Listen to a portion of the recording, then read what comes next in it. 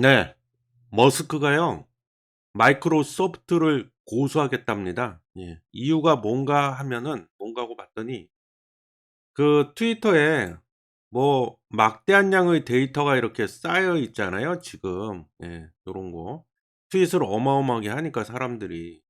그거를 마이크로소프트사가 그 인공지능 AI 이제 학습을 시키겠다고 요 학습용 데이터로 쓰겠다고 마구마구 갖다 쓰나 봐요 지금. 그러니까 이제 머스크 입장에서는 열이 확 받은 겁니다. 그래서 인제 그것 때문에 무단으로 막 사용했다 이거죠. 그래서 인제 뭐 손해배상 청구하려고 뭐 그러는 것 같은데 이게 사실은 이게 참 트위터만의 문제가 아닙니다. 저는 인제 대표적으로 가장 좀 이게 좀 어마어마한 양의 또 데이터가 쌓여 있는 곳이 어디입니까? 트위터보다 더 아마 엄청나게 더 많이 쌓여 있을 겁니다 지금. 지금 이 순간에도 계속 쌓이고 있는데 인스타그램이죠 인스타. 뭐 무지막지하게 하죠. 또 뭐가 있어요? 틱톡 이런 거.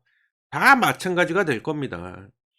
그래서 인제 갑이 되는 거야 얘네가 어떻게 보면. 이런 업체들이 갑이 될 수밖에 없다. 슈퍼갑이 될 수밖에 없다. 왜냐하면 뭐 아시겠지만 그 인공지능이 지금 생성형 거대 AI라고 부르는 그런 인공지능들이 거의 대부분이 주어진 데이터를 어마어마한 양의 데이터를 학습을 해 가지고 뭐 질문하면 답변하고 뭐 이런 스타일이잖아요 지금 뭐 챗GPT도 마찬가지고. 그러다 보니까 당연히 DB가 있어야 됩니다. 근데 그 DB를 어디서 확보할 거냐. 예 그런 문제가 있다는 겁니다. 뭐 그냥 막연하게 인터넷에 들어가서 웹 서핑을 해도 되지만 그거보다는 좀 더 구체화되어 있고 타겟팅하기에 매우 좋은 데이터가 바로 요런 트위터나 인스타그램, 틱톡 요런 데 뭐 유튜브 요런 데이터일 거다 들일 거다 이겁니다. 예. 그래서 그 가치가 어마어마하게 커지죠. 예. 그래서 인제 아마 제가 보기엔 머스크가 거의 인제 뭐 발단이 된 것 같고 아마 인제 대부분의 업체들이 다 이런 식으로 또 소송에 나설 가능성이 굉장히 많다.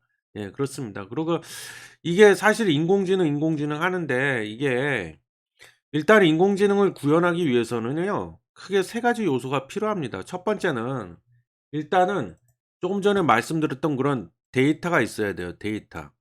학습을 시켜야 되니까 예 인공지능은 완벽하지 않습니다 절대. 그래서 주어진 데이터가 없으면 아무것도 못 합니다. 예. 그리고 인제 두 번째가 클라우드 컴퓨팅 능력이 필요하죠. 클라우드 컴퓨팅 능력.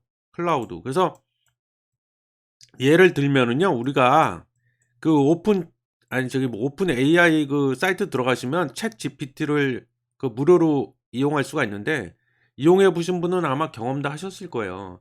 우리가 인제 그 채팅창에다 막 질문을 막 텍스트로 쓰잖아요. 그러면 이제 얘가 그거를 뭐 1 초도 안 돼 갖고 답변을 텍스트로 쭈루루루 이렇게 내놓는데 우리가 여기다 질문창에다 입력을 하잖아요. 그럼 이게 오픈 AI 본사 서버로 그게 다 들어갑니다, 우리 질문 내용이. 그래서 그 뭐야 그 삼성전자나 이런 대기업에서는 이거 굉장히 고민이 많을 겁니다. 고민이 엄청나게 많을 겁니다 지금.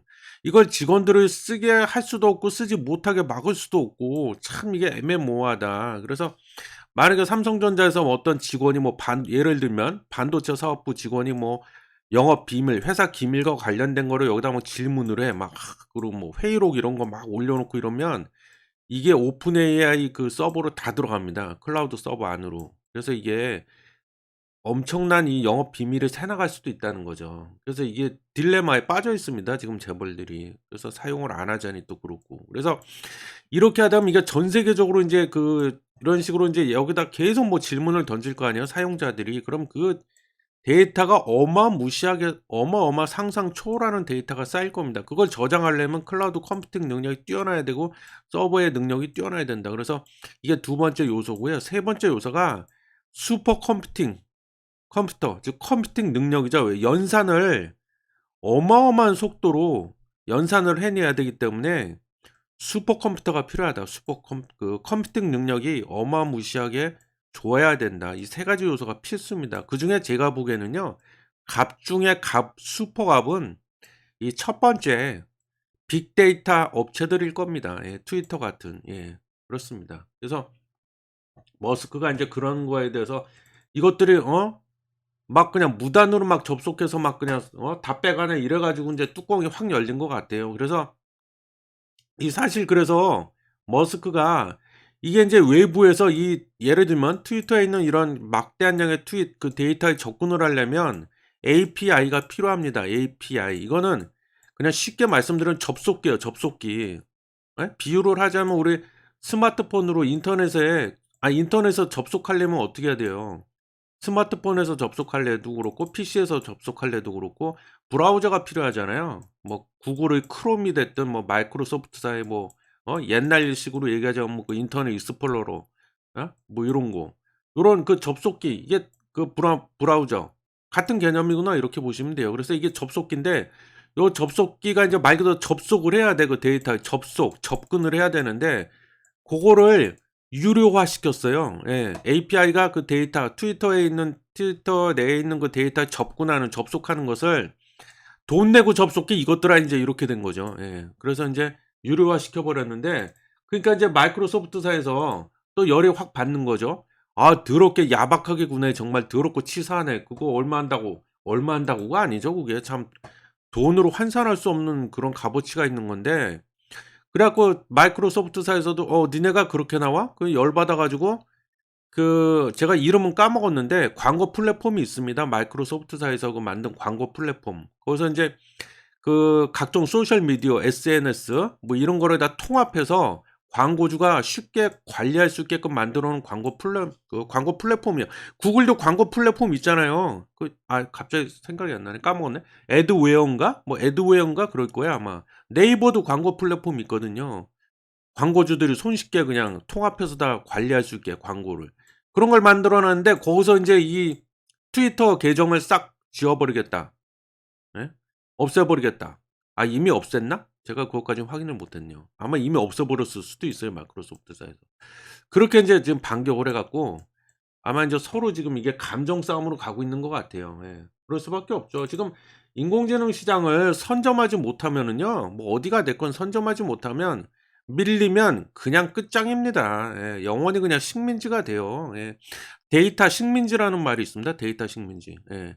과거 제국주의 시대 때 영국을 위시한 뭐 여러 그 유럽의 나라들이 식민지 쟁탈전을 벌였잖아요. 서로 식민지 하나라도 더 가지려고 서로 막 뺏고 뺏기고 전쟁도 하고 그랬는데 같은 게 되는 거예요. 데이터 식민지가 돼 버리는 거예요 이제. 예 그렇습니다. 이게 무서운 겁니다. 그리고 아 저는 또 한 가지 말씀드리고 싶은 게요. 이 인공지능이 사실은 좀 무서워하는 분이 많이 있죠. 사실은 두렵습니다. 안 두려울 수가 없죠. 두렵죠. 이거 지금 뭐 영화 터미네이터처럼 나중에 되는 거 아니야 뭐 이러는데 일단은 저는 좀 저도 개인적으로 좀 뭐랄까 약간 좀 쇼크를 받았다고 해야 되나? 그 부분이 뭐냐면 예전에 그런 말 많이 이 인공지능 얘기는 10 년도 더 된 얘기입니다 사실. 그죠? 그러면서 뭐 가장 많이 나왔던 얘기 중에 하나가 뭡니까? "인간의 직업을 거의 대부분이 다 대체해 버릴 거다. 그래서 인간의 일자리를 잃게 될 거다." 이런 얘기 맨날 떠들었었는데 아직까지는 좀 미미하죠 그게. 근데 저는 그 당시에도 그렇고 얼마 전까지 챗GPT가 나오기 전까지만 해도요. 뭐랄까 좀 거창하게 표현하자면 최후의 보루는 '인공지능은 절대 이 영역은 침범할 수가 없어.' 저는 그렇게 생각했던 게 뭐냐면 흔히 말하는 그 창작 분야, 다른 말로 얘기하면 예술 분야, 크리에이터 분야 이거였거든요.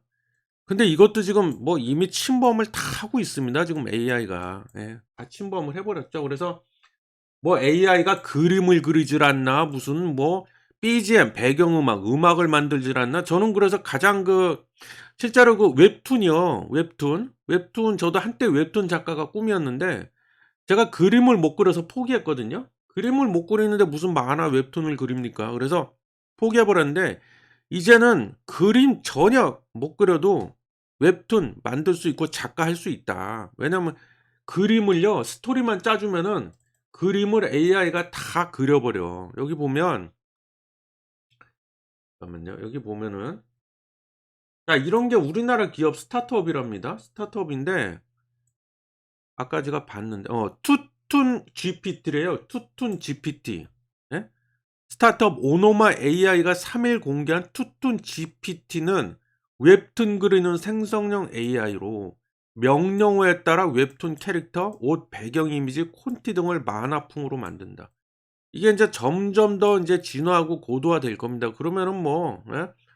인공지능이 알아서 만화까지 다 그려 준다. 그리고 저는 그 실제 그 현대백화점에 가면은요. 인공지능 신입사원이 들어왔어요 지금. 그래서 걔가 사람이 그 사람이 모여서 하는 그 사내 회의에 인공지능이 다 참석을 합니다. 인제 컴퓨터 한 대 갖다 놓고 하는 거예요. 그래 갖고 걔가 지금 카피라이팅을 열나게 하고 있답니다. 카피를 써대고 있어요 지금. 그래서 광고계에 보면 카피라이터라는 직업이 있지 않습니까? 이거 매우 위험합니다 지금 이 직업. 뭐 조만간에 없어질 수도 있다 이거 카피라이터. 네. 광고 제가 지금 기억나는 게요.